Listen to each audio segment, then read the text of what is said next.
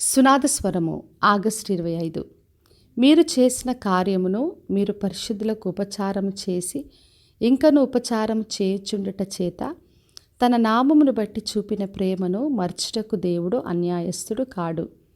హెబ్రీలకు రాసిన పత్రిక 6వ అధ్యాయము 10వ వచనం. మరి దేవుని పరిచర్యలో మనం ఎన్నో పనులు చేస్తుంటాం.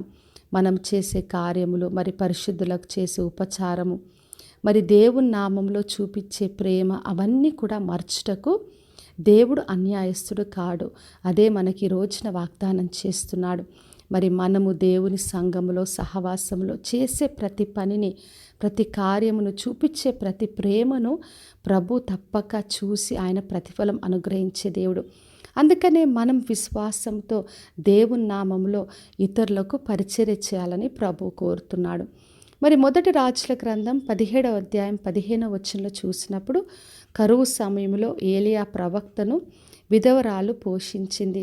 మరి ఆయన చెప్పినట్టుగా, ఆయన మాట చొప్పున తన కలిగిన దాంట్లో ఆయనకు తీసుకొని వచ్చి ఇచ్చినప్పుడు ఆమె కుటుంబం అందరూ కూడా అనేక దినములు పోషింపబడ్డారు. మరి ఎటువంటి కరువు సమయమైనా, కలిగింది కొద్దిదైనా, మరి చివరి దాన్ని తీసుకొని దేవుని బిడ్డలకు, లేదంటే పరిశుద్ధులకు మనం సహాయం చేసినప్పుడు, ఉపచారం చేసినప్పుడు, ప్రేమతో ఇచ్చిన ప్రతి దాన్ని కూడా దేవుడు మరి చూసి గమనించి ఆయన మనకు సహాయం చేస్తాడు. మన కుటుంబంలోనూ మనకు కలిగిందంతా కూడా ఆయన పోషించే దేవుడు.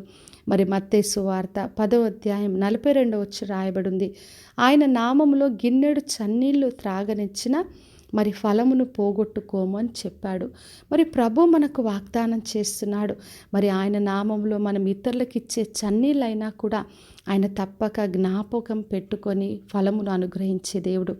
కాబట్టి నా ప్రియ సహోదరి, సహోదర, దేవుని నామములో మనం పరిచర్య చేద్దాం, పరిశుద్ధులకు ఉపచారం చేద్దాం. మరి మనం చేసే కార్యములైనా, మనం దేవుని నామంలో చూపించే ప్రేమ ఏదైనా కూడా ఆయన మరవడు. ఆయన మర్చుటకు అన్యాయస్తుడు కాడు. కాబట్టి మనుషుల వైపు కాకుండా దేవుని వైపు చూస్తూ ఆయన నామ మహిమ కొరకు మనం అనేకులకు పరిచర్య చేసి ఆయన నుండి ప్రతిఫలం పొందుకుందాం. ప్రార్థన చేసుకుందాం. పరలోకమందున్న మా తండ్రి, మా దేవ, ఈరోజుచ్చిన వాగ్దానం కొరకే వందనాలు. ప్రతి ఒక్కరిని దీవించి ఆశీర్వదించండి ప్రభువా. ఎవరైతే మీ సంఘములో, సహవాసంలో అనేకులకు తండ్రి ఉపచారం చేస్తున్నారో, మీ ప్రేమను చూపిస్తున్నారో ప్రభువా, వారందరికీ కూడా మీరు ప్రతిఫలము దయచేయమని యేసు నామములో అడిగి వేడుకొంచున్నాను తండ్రి, ఆమెన్. ఈ శుభవచనము వినిచున్న ప్రతి ఒక్కరి జీవితంలో నెరవేర్చబడునుగాక. నేను మీ ప్రియ సహోదరి మంజులాచరణ్.